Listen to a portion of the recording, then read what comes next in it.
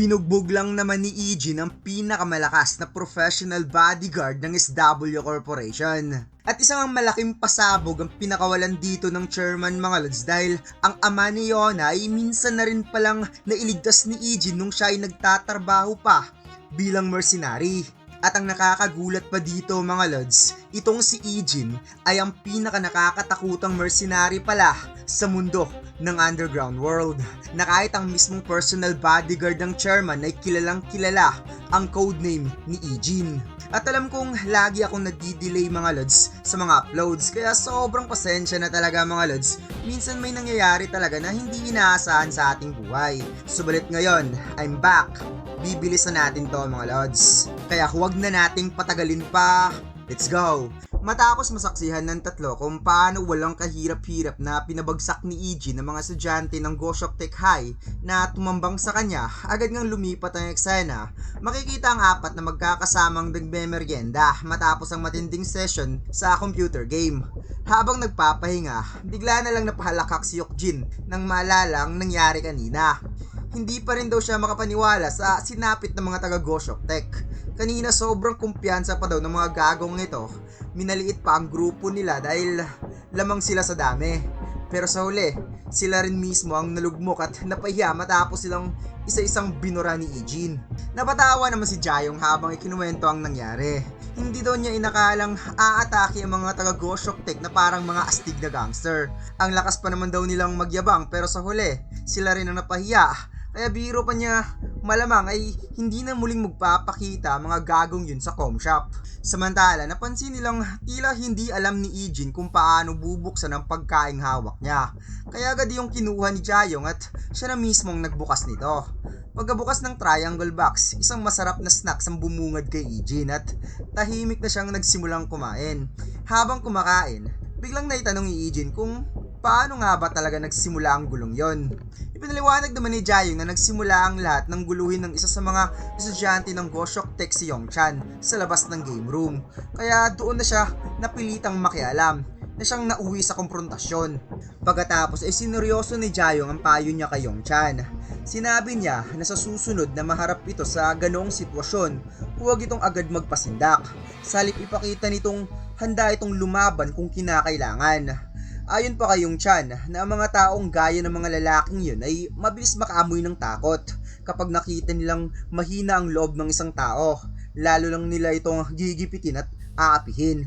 Sang-ayon naman si Eugene at idinagdag na minsan sapat nang ipakita nitong hindi ka natitinag para magdadalawang isip ang mga gagong yon. Ngunit halata pa rin nag-aalala si Yongchan. Paano raw kung saktan pa rin siya kahit ipinakita niyang hindi siya natatakot? Ngumiti lang si Jayong bago ipinaliwanag na mas mataas ang posibilidad na manakit ang mga taong ganon kapag nakikita nilang takot at mahina ang kanilang target. Yun daw ang paraan ng pag-iisip ng mga buling gago. Kapag naaamoy nila ang pangamba, lalo silang nagiging agresibo. Dagdag pa ni Eugene na naranasan niya na ang ganyan noon at gumana naman kasi nga ang mga gagong klaseng tao ay ayaw din kasi nilang mapahamak. Kaya lagi nilang tinitira mga mahihina. At sinabi pa dito ni Eugene na hindi naman sa lahat ng pagkakataon ay gagana yon, pero kung ipapakita doon ni Yongchan na may ibubuga rin, siguradong masisindak ang mga yon. Samantala, habang tahimik na kumakain si Eugene, tila may isang alaala ang biglang sumagi sa kanyang isipan. Naalala niya ang panahong halos sapat lang ang pagkain para maitawid ang gutom. Mga panahong wala siyang ibang iniisip kundi ang mabuhay sa bawat araw. At doon ipinakita ang nakaraan ni Eugene noong nagsasanay pa lamang siya bilang isang batang mersenaryo. May biglang napansin si Eugene na may nagtaas ng boses at dito nakita niya ang isa ring bata na kaedad lang niya na kinuha ang pagkain nito sa mga matandang kasamahan nila. At may bigla na lamang lumapit sa kanya isa ring matanda na biglang inabot ng kamay at maangas nitong sinabi na gusto niyang kunin ang pagkain ni Eugene. Ngunit napatitig lamang ang ating bida at walang kahit anong reaksyon sa muka. Ilang sandali pa ay napapito na nga dito ang mga sundalong nagsasagawa ng kanilang training at gulat na gulat nga dito ang iba nilang kasamahan dahil hindi lang pagkain ang nagsikalat kundi ang mga dugo, habang ang kamay ni Eugene ay hawak pa rin ng tinapay kahit nabalutan na ito ng dugo at kahit ang ulo at mukha ni Eugene ay may bahid na rin ng dugo. At dito ipinakita ang hindi lang isa kundi 3 hanggang 4 ang binugbog lang naman ni Eugene. Kaya yung isa na hindi pa nahimatay ay nanginginig lang naman sa sobrang takot dahil nakita niya sa isang musmusing bata ang nanglalamon na titig na talagang ipinaramdam sa kanya na handa siyang patayin ng batang ito anytime.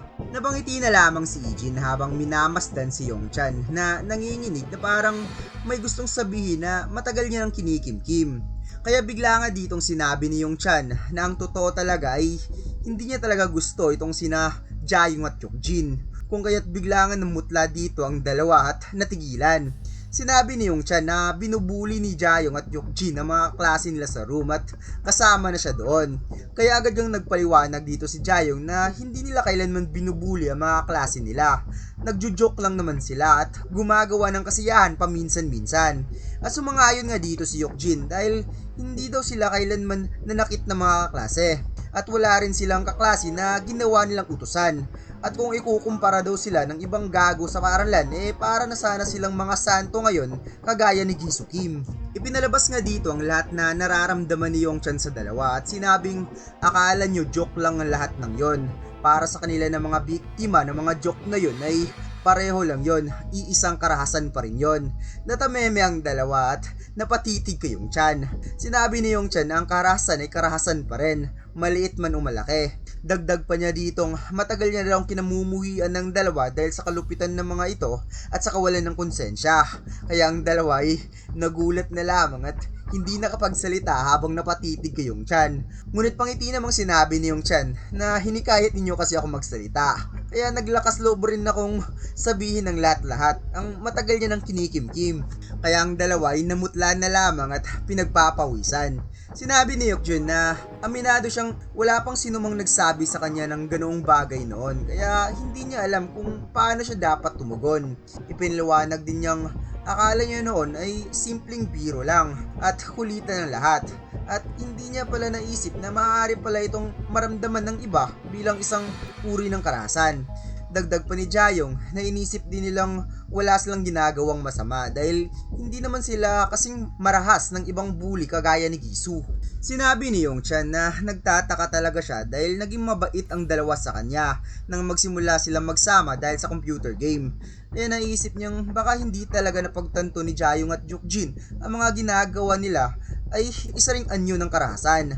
Nabado ko nga dito si Jaeyoung na parang nagkaroon siya ng realization na masama pala ang ginawa nila at mayroon silang nasaktan at marahang humingi ng sorry. At kahit si Hyukjin ay humingi na rin ng sorry dahil alam niyang hindi sapat ang paliwanag na yon upang mabura o mapatawad ang lahat ng mga nagawa nila noon. Pero wala na rin kasi siyang maisip na iba pang masasabi sa puntong ito. Ngunit habang nag-uusap ang tatlo, itong si EG naman ay biglang nahulog ang kaning kinakain niya at nasplat pa ito sa sahig na makikitang gulat na gulat nga siya dito na parang naramdaman niya ang naranasan niyo noon sa kahalagahan ng pagkain. At naghulat na lamang dito ang tatlo dahil kinuha ni EG ng pagkain na ito at muling kinain kaya dali-dali nitong pinigilan. Lumipat naman eksena sa SW Corporation kung saan ipinakita nga dito ang pinsan ni Yona na nakaupo sa kanyang opisina. At bigla nga niyang narinig dito na may pinipigilan ng bodyguard niya. At ito pala si Yona na biglang pumasok sa office niya kasama rin ng personal bodyguard. Agad na nagtungo si Yona kay Jie matapos niyang mabalitaang nagpapaimbestiga ito tungkol sa tunay na pagkatao ni Ijin. Galit na galit niyang kinumpirma kung totoo nga ba ang balitang yon.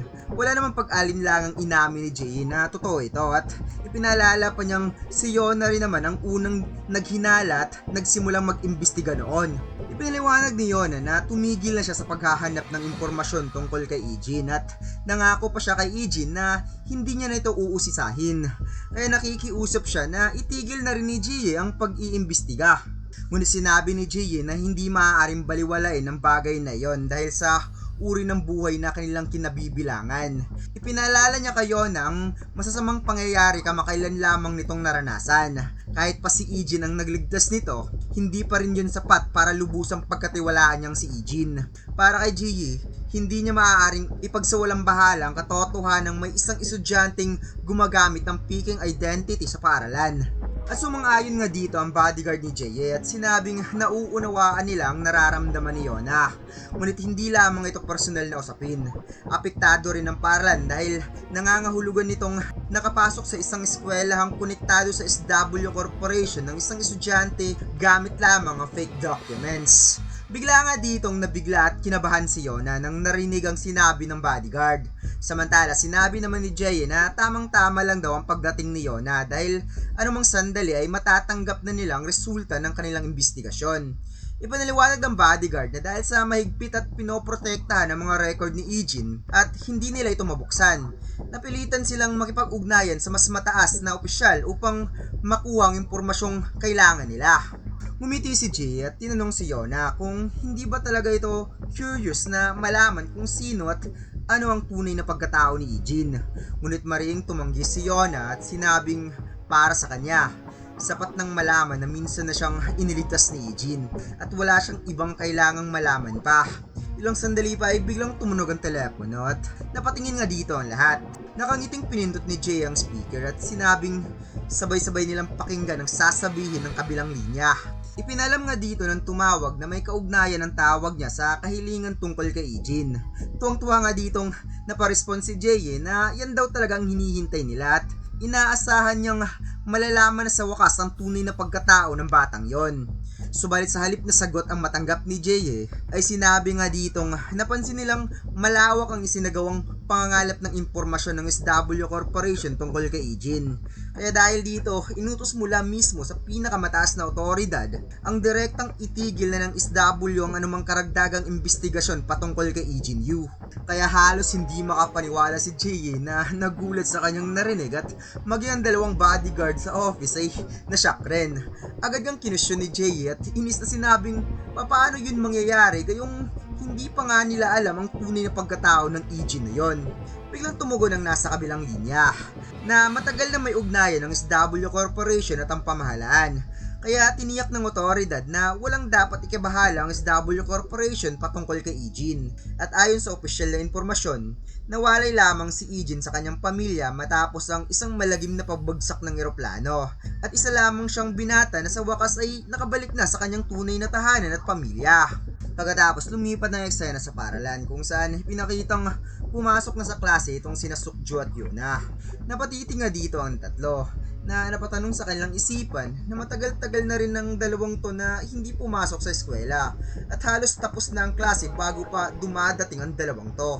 Habang papunta sa kanilang upuan, napatitig si Yona kay na Yongchan at sa kasama nito. Kaya napaisip tuloy si Yongchan kung bakit ganoon na lamang ang titig sa kanya ni Yona. Kaya nang nakalapit si Yona, bigla nitong tinanong kung wala ba si Eugene sa paaralan ngayong araw? Nagulat naman itong si Yongchan sa tanong at ipinaliwanag na kanina lamang ay nasa paaralan pa si Eugene. Ngunit hindi niya alam kung saan ito nagpunta. Dagdag pa ni Jayong, ilang minuto lang ang nakalipas ay pinatawag si Eugene sa opisina ng paaralan. Napaupo na lamang sina Yona at Sukju sa kanilang mga upuan at maya-maya sinabi ni Sukju na kasalukuyan daw nasa paaralan ng chairman. Kaya labis namang nagtaka si Yona dahil hindi man lang ipinalam sa kanya ng kanyang grandpa na pupunta dito. Kung kaya't hindi niya maiwasang mapaisip kung ang tunay kaya na pakay ng kanyang grandpa sa pagpunta dito sa paaralan ay ang makipagkita kay Eugene. Pagkatapos nito, lumipat naman ang eksena sa chairman ng SW Corporation na personal na nakipagkita kay Eugene upang magpasalamat. Ayon sa kanya, dahil tumanggi si Eugene na makipagkita noon, siya mismo nagpunta upang ipaabot ang kanyang taos-pusong pasasalamat sa pagligtas kay Yona. Gayunpaman sinabi ni Eugene na wala nang dapat ipagpasalamat dahil ang tunay niyang pakay noon ay iligtas ang kanyang kapatid at nagkataon lamang nakasama rin si Yona sa mga nailigtas. Ngunit iginiit ng chairman na anuman ang naging dahilan, hindi pa rin mababago ang katotohanang iniligtas ni Eugene ang kanyang apo. Humingi rin siya ng paumanhin dahil nadamay pa ang kapatid ni Eugene sa insidente. Bilang tugon ni Eugene, sinabi niyang hindi na yun kailangang problemahin dahil humingi na rin naman ng tawad sa kanya si Yona. At matapos nga niyang sabihin yon, tumalikod kagad si Eugene at nagpaalam na baka balik na siya sa klase.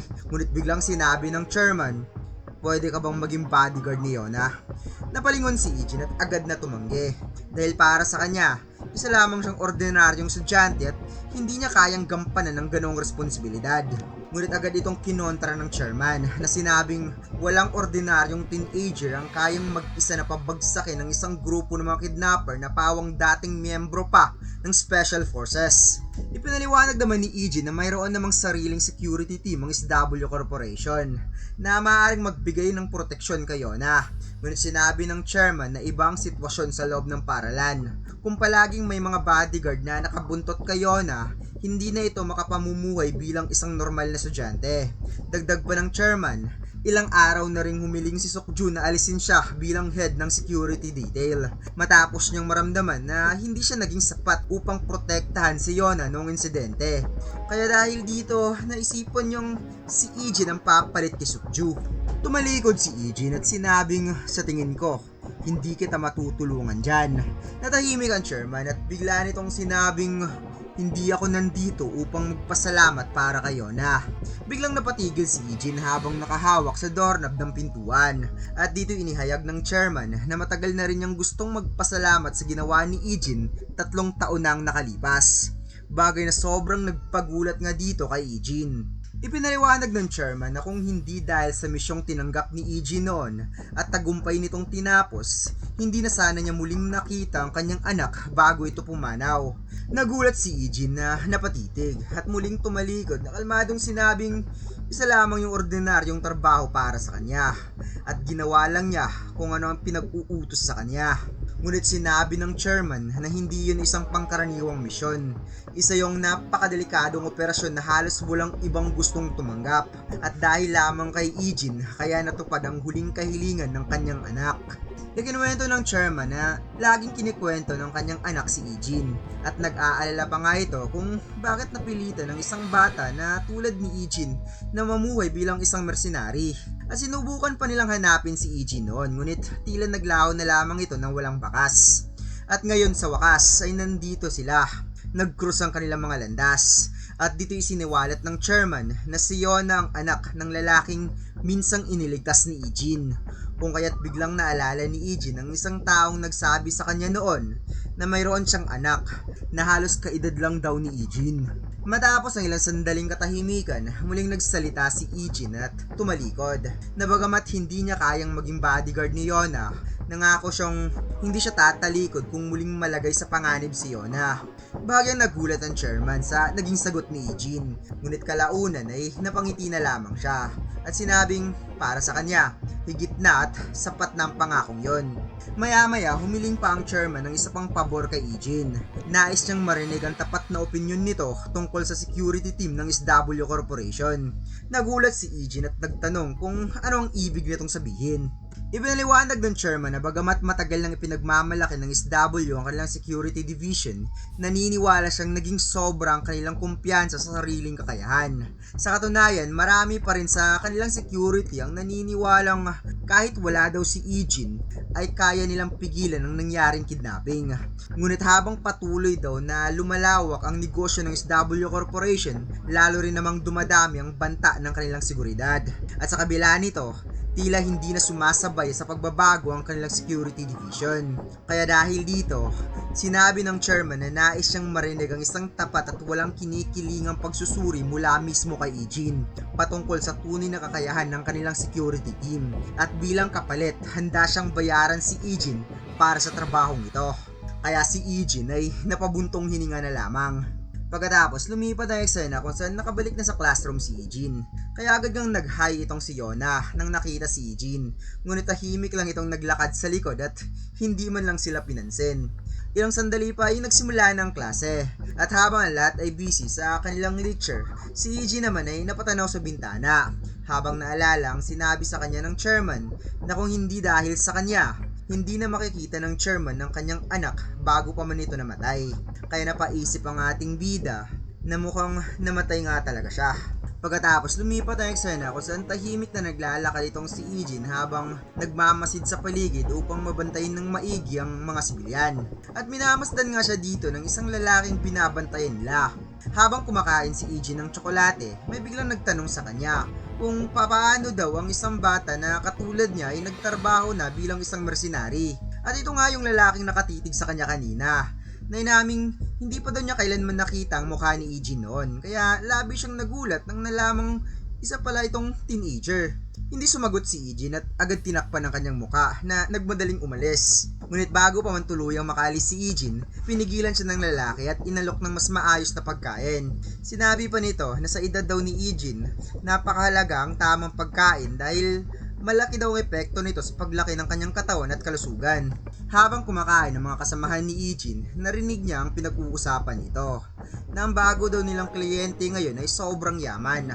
Nagulat naman isa at nagtanong kung totoo ba yon. Ipaliwanag ng kanyang kasamahan na ang grupo ng kliyente ay magtatayo ng mga kalsada, paaralan at maging isang klinika sa bayang kanilang pupuntahan. Hindi pa makapaniwala ang isa pang lalaki at sinabing akala niya simpleng proyekto lang tulad ng paghuhukay ng balon. Para sa kanya, tila walang saysay ang maglaan ng malaking halaga sa isang maliit na liblib na bayan. Ngunit ayon sa kanyang kasama, wala naman talagang kapalit ang ginagawa ng mga ito dahil voluntaryo lamang silang tumulong sa mga residente. Sa kabila nito, hindi pa rin kumisido ang lalaki dahil para sa kanya, maswerte na lamang ang mga taga roon dahil nakatagpo sila ng mga taong handang gumastos para sa kanilang kapakanan. Lumipas ang ilang araw, laging pinupuntahan si Eugene ng lalaki para bigyan ng mga pagkain. Minsan tsokolate, kundi naman mga junk foods kundi water bottle. Ngunit hindi man lang pinapansin ni Eugene ang kabutihang loob na ginagawa nito sa kanya. At seryoso lang niyang ginagawa ang kanyang trabaho. At may isang beses pang dinalan siya ng payong dahil sa sobrang lakas ng ulan. Dahil hindi umaalis si Eugene sa kanyang post kung saan siya nakabantay. Pagkatapos lumipas ang ilang araw, nag-impake na nga dito si Eugene at sinabi nga dito ng lalaki na narinig daw niyang aalis na sina Eugene para sa susunod ditong assignment. Kaya sinabi nitong sayang naman, mamimiss kitang kasama at kung may pagkakataon daw si Eugene, dumaan daw ito paminsan-minsan dito dahil mananatili pa sila rito ng hindi bababa ng isang buwan. May nilagay ang lalaki ng isang pack ng bag at sinabing naghanda siya ng kaunting pagkain at ilang pangunahing gamit para sa first aid. Ngunit biglang sinabi ni Eugene, bakit mo naman ibibigay sa akin ang mga yan? Nagulat ang lalaki na napasabing marunong ka palang magsalita ng Korean. Kaya napatanong siya kay Eugene kung bakit hindi naman lang daw ito nagsalita noon. Gayong sinubukan niyang kausapin si Eugene ng iba't ibang wika, kabilang ng Korean at English. Ngunit hindi siya nito kailanman pinansin. Napatitig lang si Eugene at ipinaliwanag na lalaki kung bakit palagi niya itong binibigyan ng mga pagkain at inaalagaan. Sinabi niya na mayroon siyang anak na babae na halos kaedad lamang ni Eugene. Kaya hindi niya maiwasang maalala ang kanyang anak tuwing nakikita si Eugene. Kaya likas na lamang sa kanya mag-alala at ito ay alagaan. Makalipas ang ilang araw, sinabihan si Eugene ng kanyang kasamahan kung narinig ba daw nito ang isang balita. Sinabi nitong nabihag ng isang resistance group ang bayan na minsan niyang binabantayan habang isinasagawa ang proyekto ng mga volunteer. Ipinaliwanag pa nito na hintay muna ng mga armadong grupo na matapos ng mga dayuhang volunteer ang pagpapatayo ng mga gusali bago nila ito tuluyang sakupin ng buong bayan.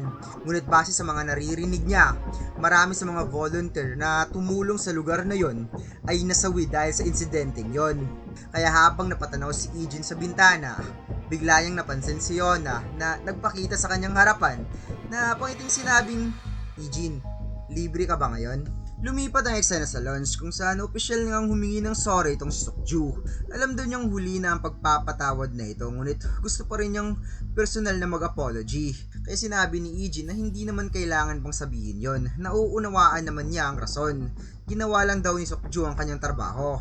At hesitant nga na sinabi dito ni Yona na alam niyang tatanggi si Eugene. Ngunit humihiling kasi sa kanya ang kanyang grandpa na imbitahan si Eugene. Ngunit hindi pa siya tapos sa pagsasalita ay sinabi kaagad ni Eugene, sasama ako. Bagay na hindi inaasahan ni Yona sa magiging sagot ni Eugene sa kanya. Kaya nagulat na lamang siya. Samantala, lumipat naman ang eksena kay Ji na napangisngis sa sobrang inis kung sino nga ba talaga ang batang yon at bakit hindi man lang sasabihin sa kanila ang tunay na identity ng batang yon. Ngunit biglang sinabi ng kanyang personal bodyguard na ang batang tinutukoy nito ay nandito ngayon sa building at gusto daw siyang makita. Kaya napawat na lamang siya. At dito ipinakita si Eugene na nakasuot na ng security team uniform for training. Bigla nga ditong napatanong si Sokju kung paano nangyari ang lahat ng ito nung napakabilis. At sa puntong iyon, binalikan ni Eugene ang naging usapan nila sa chairman. Ipinaliwanag ng chairman na nais lamang niyang sumama si Eugene sa security team sa loob lamang ng ilang araw upang personal nitong maranasan kung paano sila magtrabaho. Nadagdag pa nitong nayanda niya na ang lahat ng kailangan nitong permiso, kaya madali nang makapasok si Eugene at masuri ang buong sistema ng kanilang security division. Kung kaya't sinabi ni Eugene kay Seokju na gusto lang naman niyang maranasan kung ano talaga ang pakiramdam na maging bahagi ng isang security team. Kaya dahil dito, napaisip si Seokju na baka balak talagang tanggapin ni Eugene ang alok na maging bodyguard ni Yona. Maya-maya, tinanong ni Eugene kung hindi ba sasama si Seokju sa training. Ipinaliwanag naman nito na ang Team 2 ang nakaschedule na magsanay ngayong araw, samantala kabilang naman siya sa Team 3. Dagdag pa niya, hindi pa rin siya lubusang nakarecover mula sa naging sugat niya. Ikinuwento rin ni Seokju na ang Team 3 ang eksklusibong nakaatas sa pagbabantay kay Yona, samantala ang Team 2 naman ay responsable sa seguridad ni Jae at ng kanyang mga magulang. Pagkatapos nito, lumipat naman ang eksena sa training ground ng security team. Doon ay pinakilala ng kanilang team leader si Eugene sa lahat ng miyembro. Ipinaliwanag ng team leader na pansamantalang sasama ang batang ito sa kanilang programa sa loob ng ilang araw. Dagdag pa niya, nakaklase ito ni Seokju mula sa Team 3 at mismo ang chairman ang nagbigay ng pahintulot upang makilahok ang batang ito at mas maintindihan kung paano gumagana ang kanilang trabaho.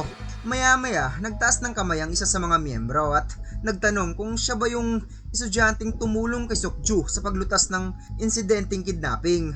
Kinumpirma naman ito ng leader. Dahil dito, biglang natahimik ang buong grupo. Hindi sila makapaniwala na ang binatang nasa harap nila ang taong nagawang mapabagsak ang mga kidnapper. Sa isip nila, tila imposible yun dahil napakabata ng itsura ni Eugene. Samantala, nanatiling kalmado si Eugene at magalang na nagpakilala sa lahat. Nagpasalamat din siya sa pagbibigay sa kanya ng pagkakataong makilahok sa kanilang training program. Ilang sandali pa nagsimula ng kanilang warm-up training sa pamamagitan ng mahabang pagja-jogging. Habang tumatakbo ang grupo, nanood pala sina Yona at Seokju kasama ang isa pang bodyguard. Napag-usapan nila ang dahilan ng pagsali ni Eugene sa security team. Ayon kay Seokju, nais lamang daw ni Eugene na maranasan kung anong pakiramdam ng maging isang bodyguard.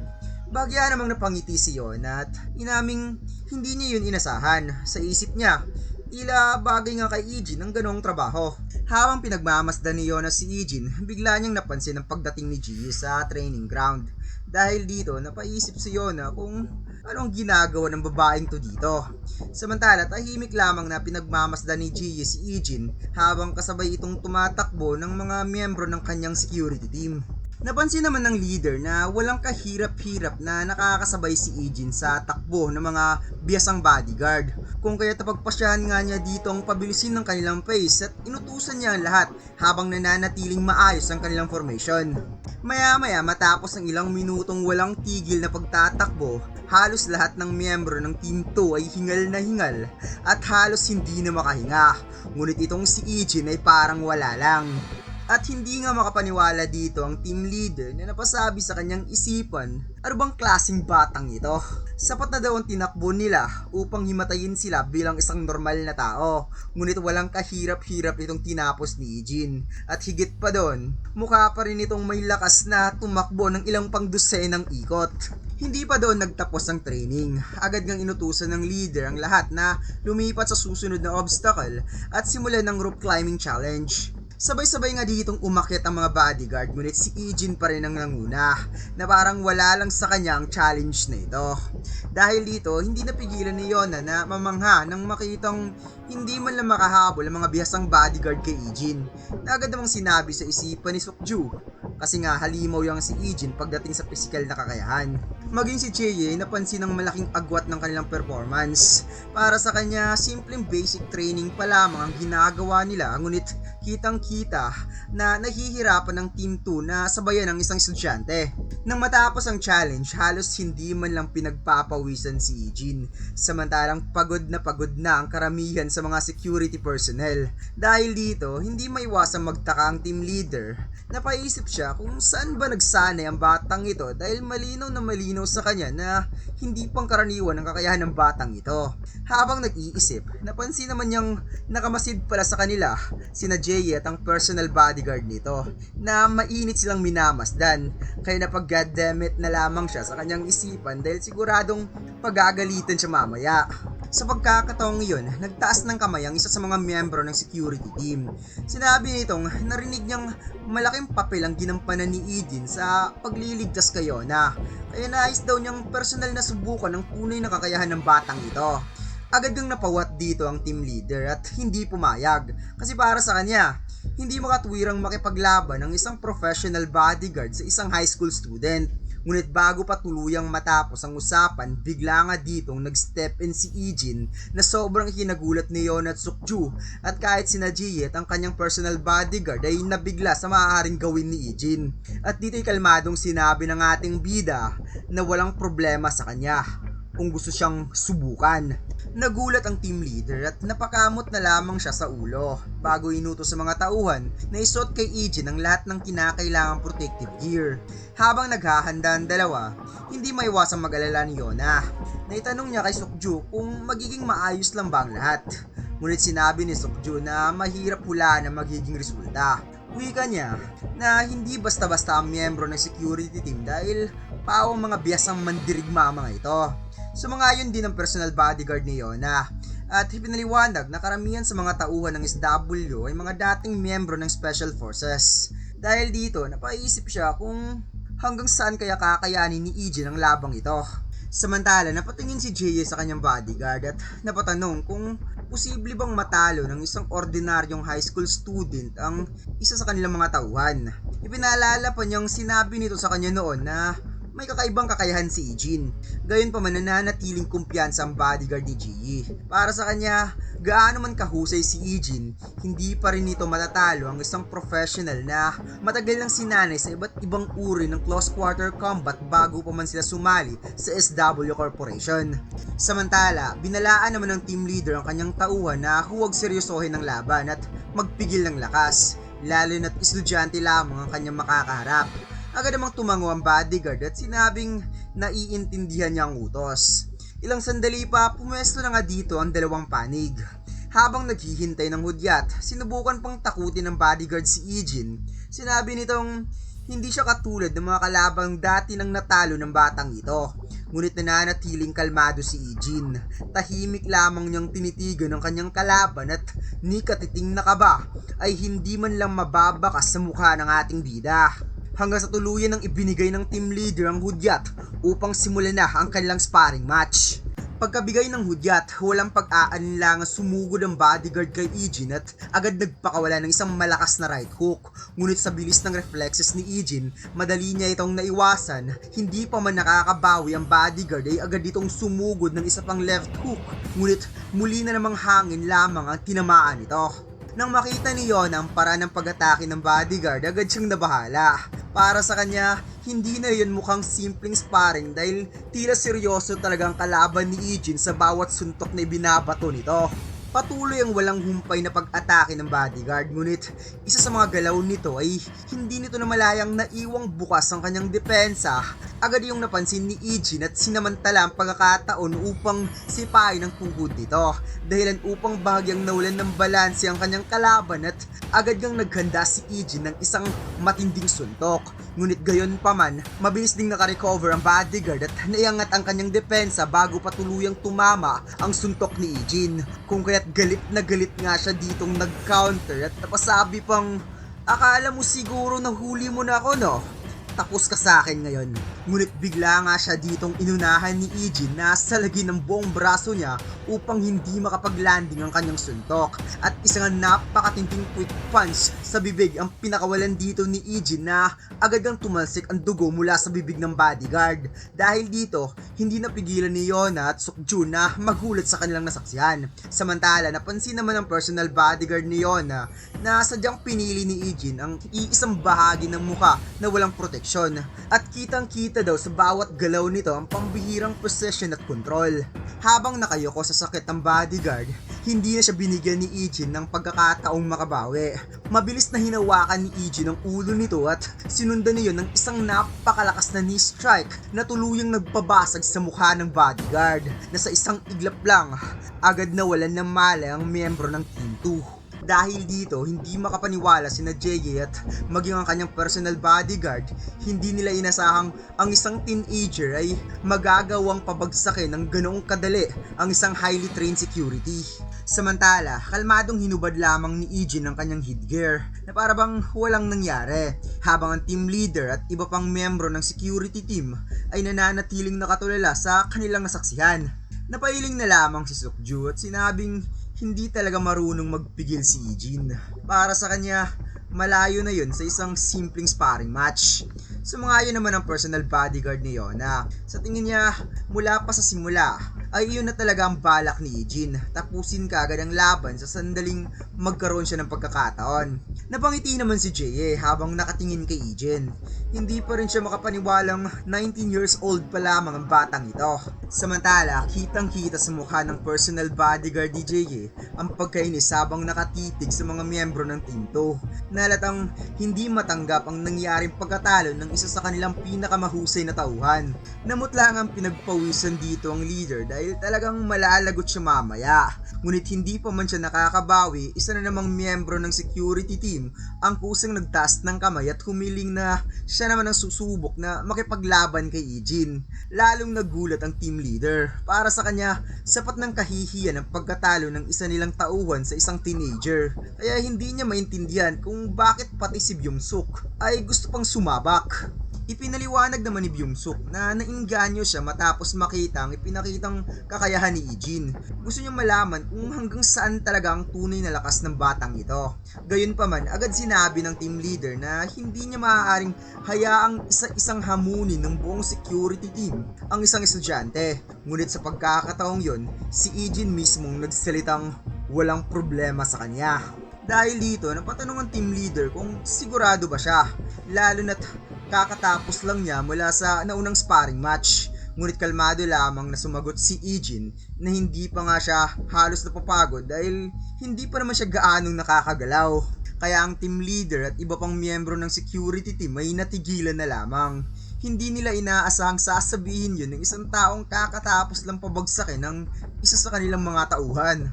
Maya-maya nagkaharap na sina Ijin at Byung-suk Choi. Bago magsimula ang laban, napatanong si Byung-suk kung saan natutong lumaban si Ijin at paano nito nakuha ang ganong klase ng kakayahan. Sa halip na sagutin ng tanong, tinanong lamang ni Ijin kung gagamit ba sila ng headgear. Dahil nakita nga ni Ijin na hindi nagsuot ng headgear itong si Byung-suk Choi. Kumpiyansang sinabi ni Byung-suk na hindi niya yun kailangan, ngunit maaari namang magsuot si Ijin kung gusto nito. Kaya bilang tugon, basta na lamang itinapon ni Ijin sa tabi ang hawak niyang headgear. Sandaling natigilan si Byung-suk sa ginawa ni Ijin bago ito bagyang napangiti. Para sa kanya, gusto niya ang tapang at kumpiyansa ni Ijin. Samantala, lalong kinakabahan si Yona at Sukju habang pinagmamasdan ng dalawang naghahanda ng magsagupa. Sa kabilang banda, napatanong si Ji sa kanyang personal bodyguard kung paano sa tingin nito ang magiging kalalabasan ng ikalawang laban.